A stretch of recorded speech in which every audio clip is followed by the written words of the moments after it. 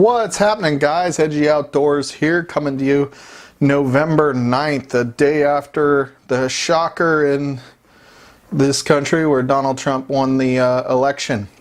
So this is November 9th, again, 2016, and it is hot here in Southern California. We are having almost 90-degree weather, very unusual for a November, but nonetheless, we're blessed to live where the sun's shining and we still have freedom. So freedom to vote, freedom to get out, freedom to complain at the results if we so choose. So anyway, as we go further into this, without further ado, we're going to look at the Spyderco Native 5. So this particular one is the Native 5 lightweight.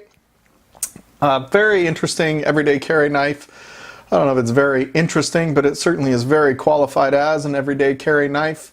It is really a favorite for many that are looking to recommend an everyday carry type knife. We're looking at CPM S35 VN steel, US made in Golden, Colorado, USA, care of the Earth.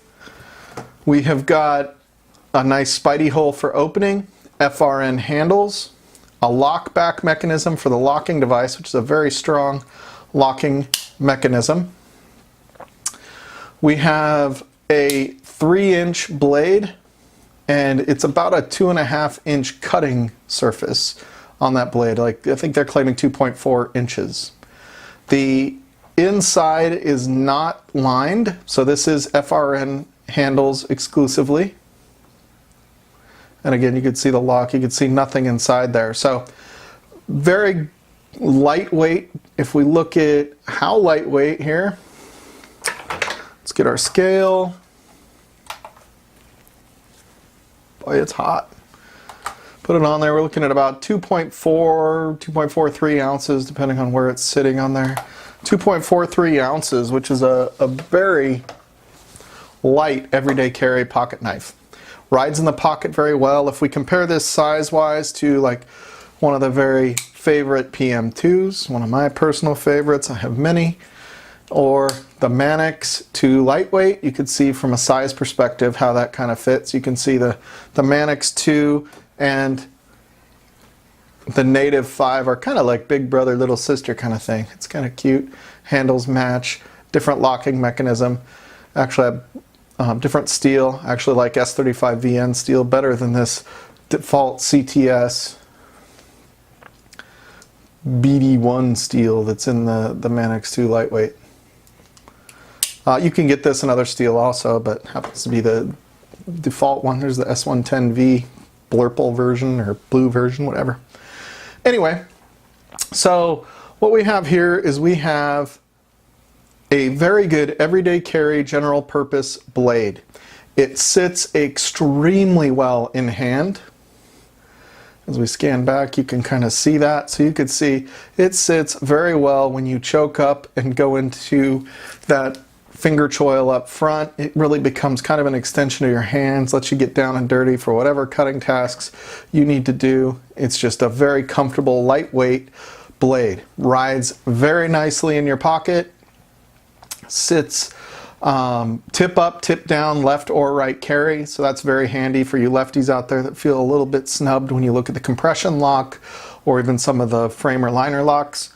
Although I don't tend to have much problems with using my left hand on the liner locks. I don't like compression locks in my left hand, but I digress.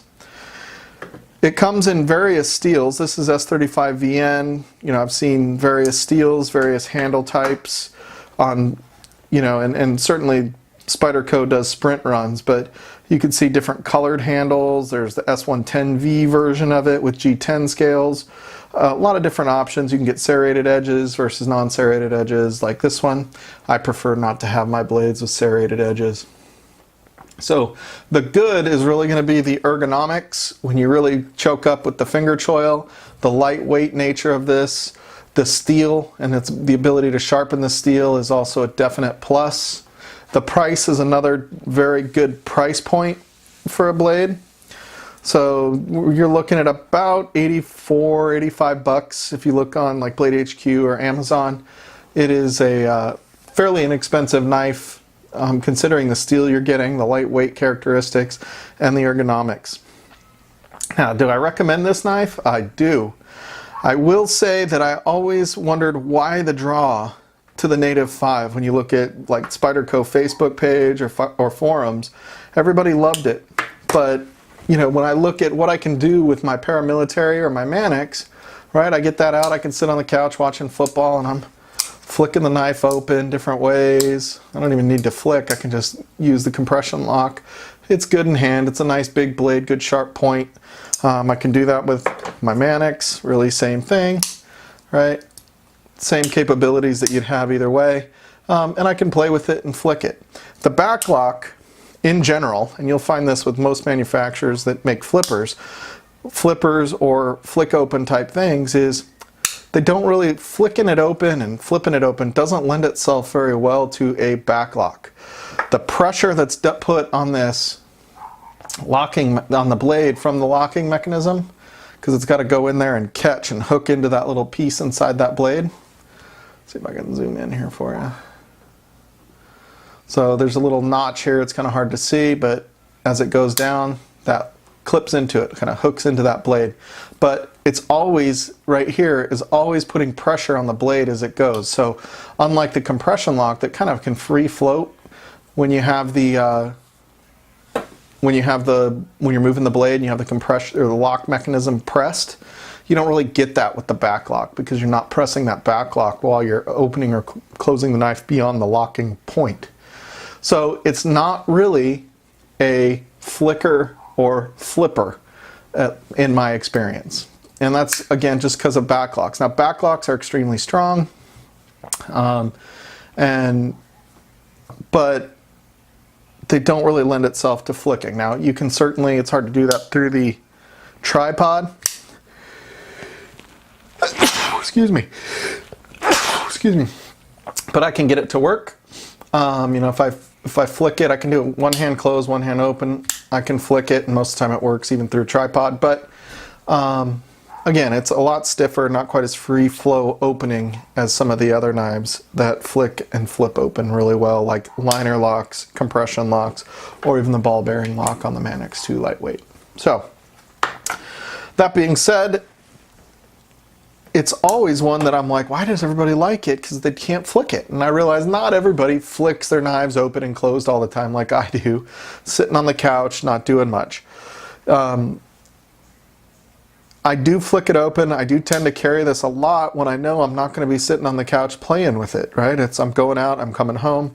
I like having this because it's easy to open. I like the strong opening lock sound that it makes. I like the fact that it's not super intimidating when I am using it. People aren't scared of a native. It's a smaller knife. It fits in your pocket very well. It's light, a little bit like the Delica, for example, very small, lightweight knife, and I just really, really like that. The only thing that I could think of that I didn't really care for in this knife was holding the ergonomics of it when I'm not choked up into the finger choil. So when I grab this knife down here, it tends just to not feel right. Like my pinky wants to grab, but just can't. I got meaty hands, I admit, but when I grab it, when I'm here, it just doesn't feel as good as the Mannix or the PM2.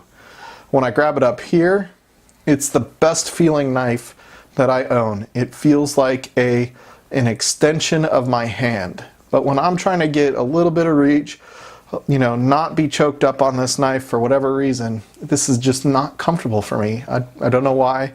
I just feel like my finger should be holding it better. My pinky finger should be holding it better, and it's just not. So if there was anything I could fix, that would be it.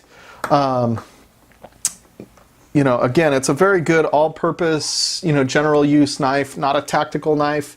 Use case for me is completely what I use a knife for day to day, opening letters, boxes, packages, you know, cutting through the plastic stuff that all these weird flashlights and stuff come in. So I use it a lot for that, but I use it a lot for cutting tape when I'm sharpening, stuff like that. It's just a super handy knife to have around, super easy to carry, super lightweight, and it wasn't so expensive that I'm afraid of damaging it. You can get all sorts of clips for it.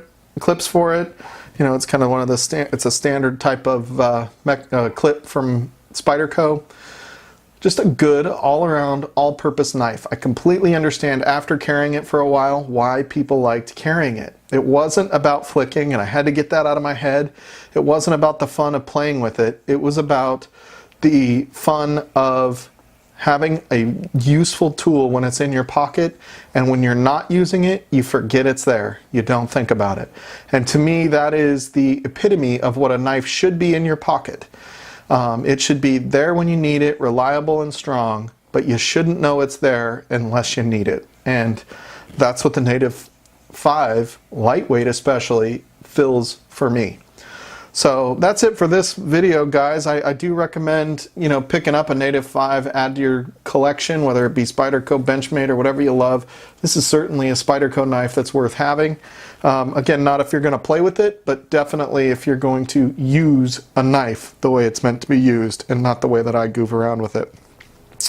Please leave comments down below. Let me know what you guys think of this video. Also, hit that subscribe button. We're going to be doing a lot more videos. I want to make sure you guys have it. We're trying to get this thing spun up, and we really enjoy any feedback and subscriptions that we can get out there.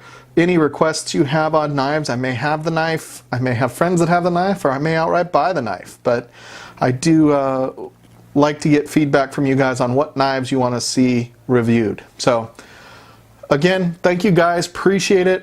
Be safe and enjoy the upcoming holiday season. Thanks, guys. Bye.